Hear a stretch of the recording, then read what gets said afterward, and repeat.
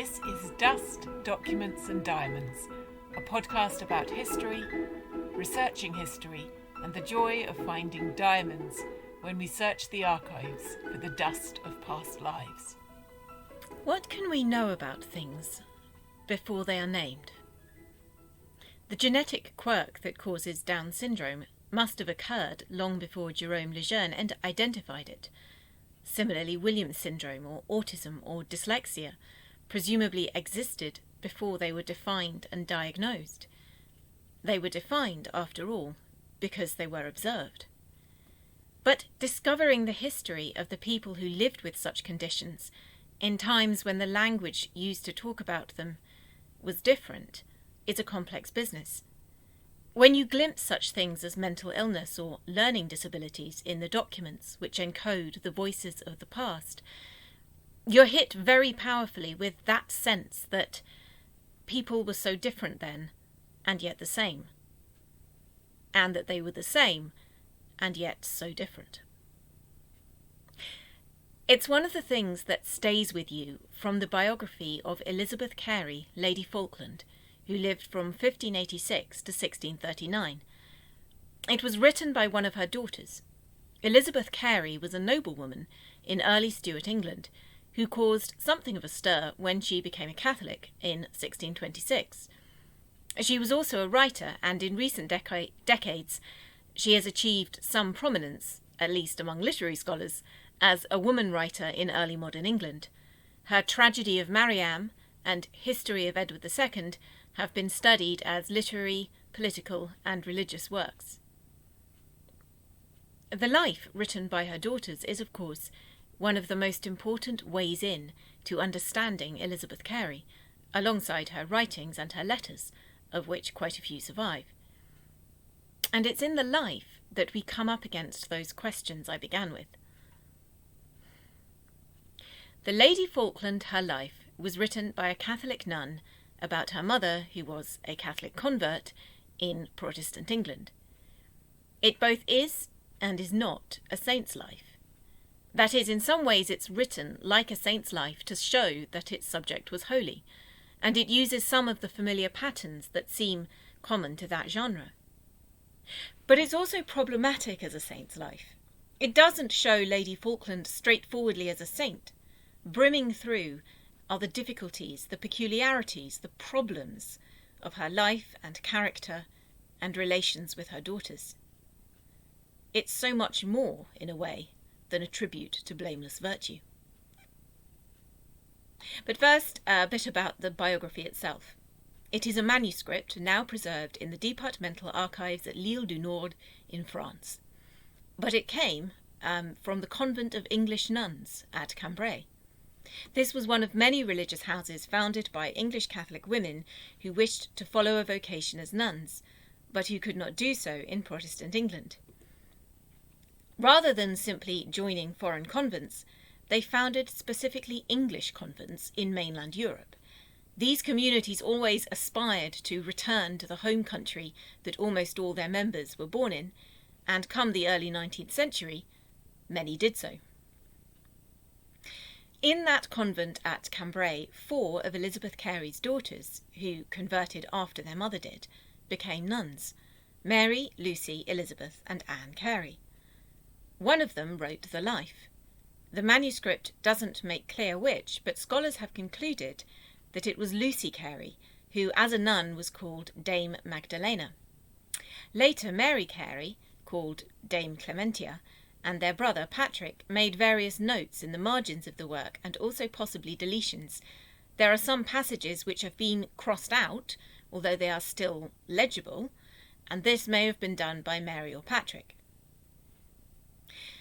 Now the life, despite all this collaborative work developing it, was not printed until the 19th century, when it was published as a historical source about English Catholics under the Stuarts.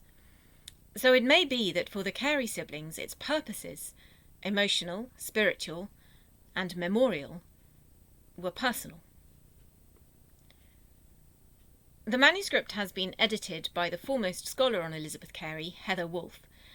Her edition reproduces the features of the manuscript, including the marginal notes, crossings out, corrections, and insertions, so that one truly sees the author and her sister and brother developing this ink and paper portrait of their mother, thinking through how they will remember her. Now, as we said, the basic story might lead us to expect a kind of saint's life. Lady Falkland converts to Catholicism in hostile circumstances. Later her daughters also convert. 4 of them become Catholic nuns, and when their mother dies, one of those nuns writes her life. Surely it's going to be all about how this nun owes her conversion and her vocation to the heroic faith of her beloved mother, the near saint Elizabeth Cary, Viscountess Falkland. Oh, and just to note at this point, our heroine's married surname was Cary, and her title was Viscountess Falkland, so we can refer to her as either Elizabeth Cary or Lady Falkland, same person. But you can't call her Lady Cary. That would be incorrect. Anyway, well, the life sort of is that saint's life, but it also isn't. It deals with aspects of Lady Falkland's life and character and her relationship with her daughters which seem much less than ideal.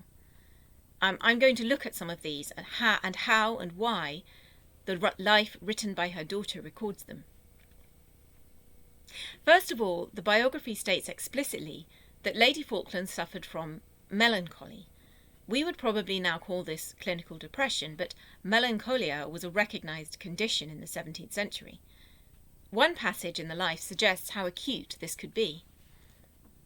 In this time, it says, she had some occasions of trouble, which afflicted her so much as twice to put her in so deep melancholy, while she was with child of her 2nd and 4th child, that she lost the perfect use of her reason, and was in much danger of her life.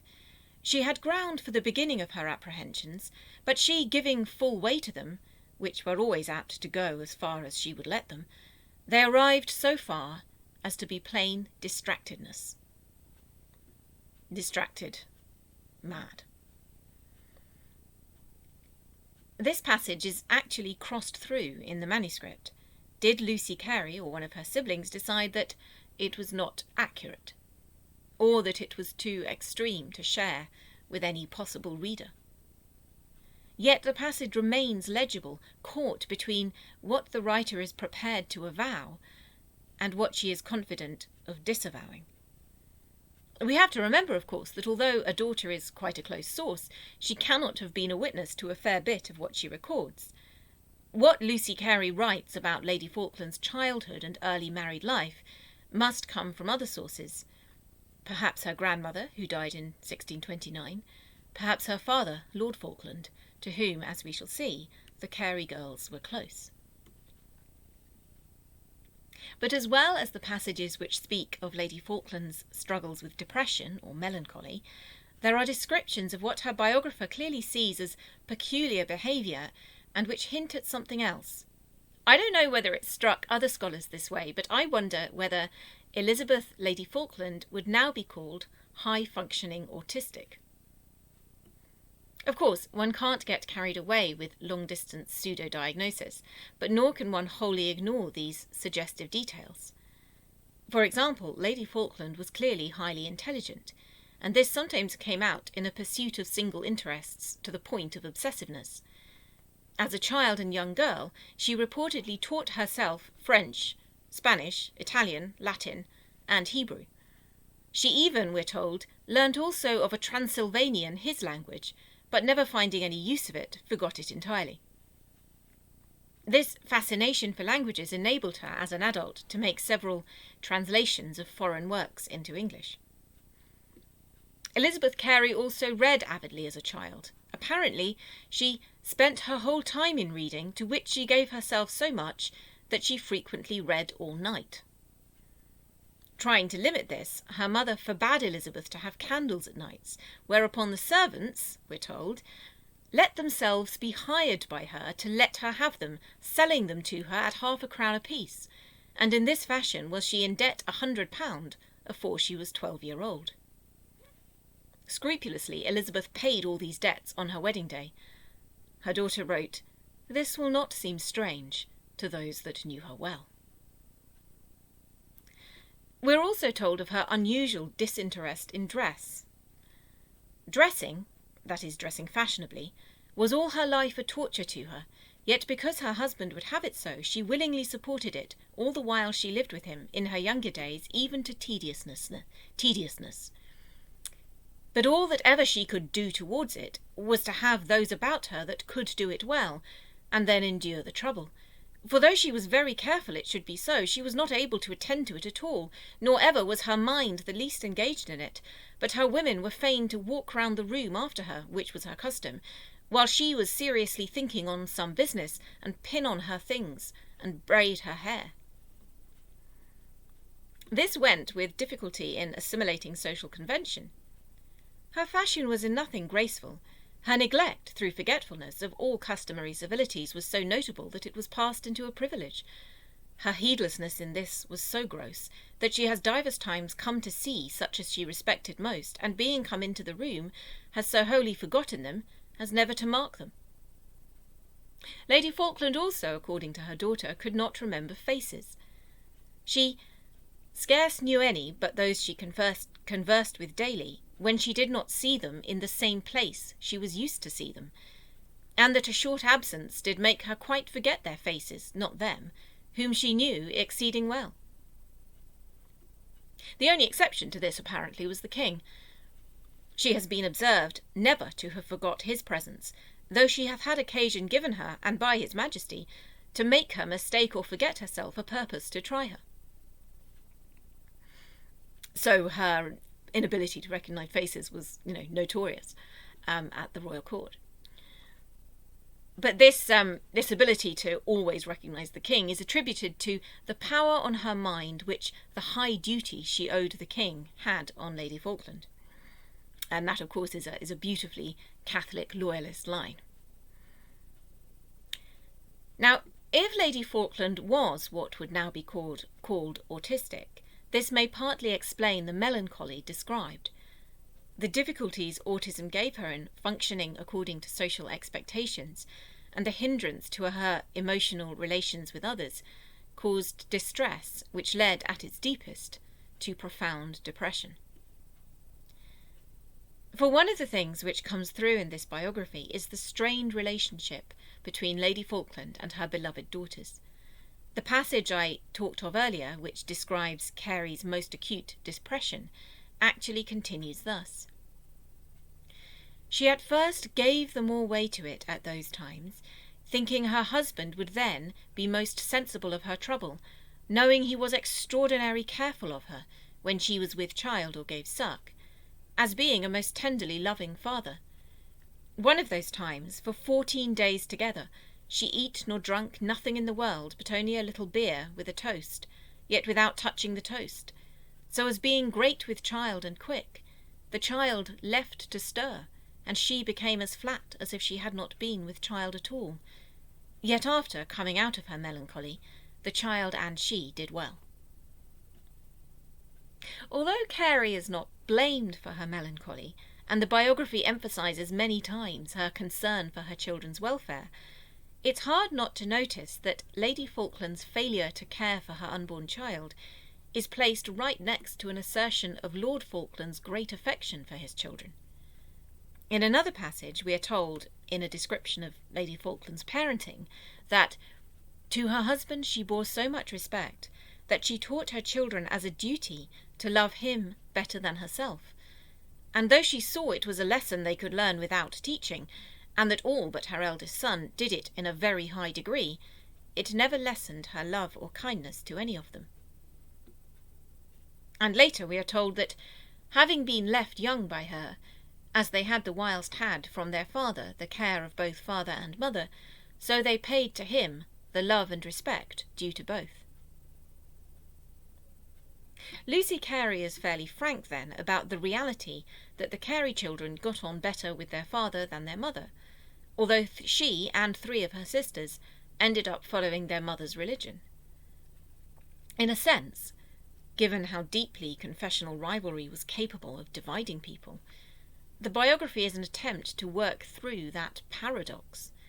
that they end up owing their salvation to their less beloved parent.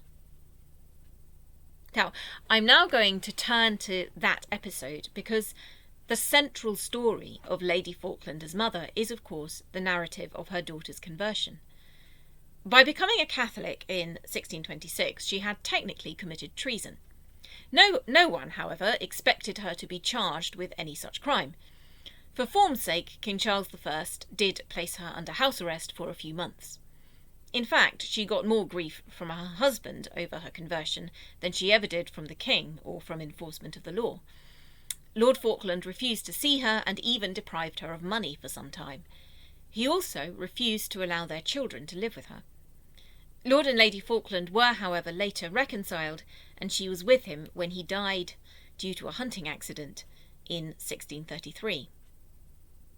Now, after his death, the biography states, her first thoughts were to get her children to live with her, which she desired in order to their being Catholics, although she was very short of money. Yet her daughters had no interest in converting, and even less in their mother's company.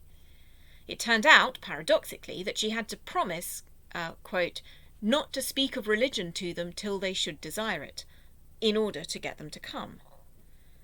The girls exploited her anxiety for their conversion to get what they wanted. In order to keep them in her house, she had to procure them all they desired, just when they desired it. Again, with some irony, Lady Falkland was forced to provide meat for her daughters on Catholic fast days, for without it she knew they would never stay. She compensated for this by fasting more herself, and her daughters apparently treated her Catholic scruples with something that verged on mockery. Sometimes, having been all the morning abroad about her businesses, and finding herself at dinner time at some of her Protestant friends' houses, forgetting the fast, being set down hungry and ready to put her meat in her mouth, one of her children, then Protestant, would stop her, telling her of the fast. Lady Falkland's reaction was to sincerely rejoice to have escaped the unwilling breach of it, that with most hearty thanks she would desire her to continue to do so, really loving her the better. Heather Wolfe deduced that the daughter referred to here was in fact Lucy Cary, the author of the biography. As Lucy ruefully noted in retrospect, her mother's grateful reaction was despite the fact that she saw well enough that she had no other end in it than to laugh when she had done, to see how suddenly she had stopped her in her haste. Finally, of course, the four daughters did become Catholics. And yet this is narrated in a way which makes clear how little it had to do with their mother's persuasion. They talked at length to a Catholic priest, Cuthbert Fursdon, and although Fursdon was their mother's chaplain, they made sure all this was without her knowledge. Indeed, when they had converted, we're told, they kept it from her, till by their forbearing to go to church, to the Protestant church, that is, it was suspected by their Protestant friends, and that they had as good as acknowledged it to them. They then professed it to her too, who either knew nothing afore, or durst not take any notice of it, for fear of hindering it. It's almost as though, contrary to the expectations of saintly lives, the girls convert in spite of Lady Falkland's efforts. So how does this text, The Lady Falkland, Her Life, deal with the problems, the strains, and the alienation hinted at above? How did her daughters remember her? Some of her eccentricities are interpreted as signs of sanctity. A carelessness about dress shows she wasn't vain. Her conscientiousness about fasting rules shows piety and obedience, rather than obsessiveness. Her injunctions to her children to love their father more, as if they wouldn't, try to turn that sad fact of her life into a Christian wifely humility and generosity. Her flaws are also with determined fairness qualified. Straight after the description of her acute depression, the biography says that after that she largely overcame her sadness and, quote, always looked on the best side. Later in life, we're told, Lady Falkland dealt with depressive episodes by sleeping. and I quote again, which she used to say she could do when she would, and then had most will to, when she had occasion to have sad thoughts waking. But she also sought to avoid indulging this, and with painfully ambivalent praise we're told that she could, for the most part, do it, when she gave herself to it. And then the writer adds that, despite her social awkwardness in many ways, Lady Falkland was capable of helping others out of low moods. She could well divert others in occasions of trouble, having sometimes with her conversation much lightened the grief of some, suddenly, in that which touched them nearliest. But as well as putting a positive spin, so to speak, we sense other reactions and responses. There is, peeping through the lines, sheer teenage embarrassment at this untidy, gauche, talkative, hyper-anxious mother, an embarrassment that tips over into laughter. Even if, as Heather Wolfe suggests, Lucy Cary wrote her mother's life partly to atone for her youthful mockery, there's still a hint of humour in her account of her mother freezing with a spoonful of meat halfway to her mouth, or in the picture of a hapless lady's maid chasing the Viscountess around the room in order to put her jewellery on her. At the same time, I think, the life is an attempt to see their mother's point of view. Merely by choosing to write, for example, about how Lady Falkland longed to get her children to live with her, not about how they went unwillingly to their mother's house but were later glad they had done so. Lucy Cary and her siblings, who annotated her work, chose to write the life of Lady Falkland, not their own lives. They chose to write the story of a mother's conversion and efforts for her children, not the conversion of 4 brave young nuns from a mixed religion family who had no trusted Catholic relatives. Part of this does involve a degree of sharing blame. For example, Elizabeth Cary's daughter noted that she showed herself most kind to her children, once her husband allowed her to see them again, seeking by all means to gain some interest in them, being like not to have much more from them than she got by pleasing them, they esteeming what respect they did show her as a voluntary act, or at most a necessary civility, but not much of duty. Lucy Cary hastens to add that this was not their father's intention, who, in his greatest anger towards his wife, loved to see his children respect her. And Lady Falkland herself, perhaps used to their coolness, seems to have accepted it. She had a somewhat warmer relationship, it seems, with her eldest daughter, who had spent more time with her. But as with the description of Lady Falkland having to indulge her daughter's desires to get them to stay in her house, it's clear that this isn't meant to reflect well on the children. Blame is not explicitly apportioned, but the Cary sisters are able to empathise with their mother by interrogating some of their own behaviour. Finally, in relating the Cary sisters' conversion, the biography reinterprets the whole idea of cause. Lady Falkland could not and did not bring about her daughter's conversion through persuasion or through their mutual affection. But in hindsight, they do attribute their conversion to her spiritual efforts. It's her prayers, most earnest in this behalf. It's her fasting, her enduring their lack of affection, and indeed her pained longing itself. It's what she did undergo to keep them with her, both from and for them. It's these things which, in the end, made her their mother in faith as well as in nature, as Lucy Cary wrote. So, at the risk of being sentimental, I think we may get close to the heart of this historical source if we read it as a quite profound and sincere work of reconciliation. Brutal honesty about the mother's limitations was a necessary part of this, and remember, this work may not have been intended for publication. But through the biography, the daughters also find and acknowledge the good. Having converted almost in spite of their mother, almost grudging the fact that it would please her, they later pay her the tribute of making her prayers the cause.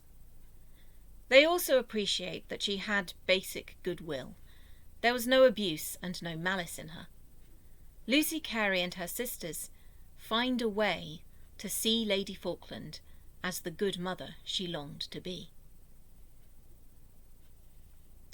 So, the Lady Falkland, her life, is about the strains of living with autism, neurodiversity, or whatever label we give to such things. And it's a compelling insight into how these things played out in an era when they did not have names. Conflict and even anguish simmer just below its surface. And it's through that this text becomes an act of reconciliation.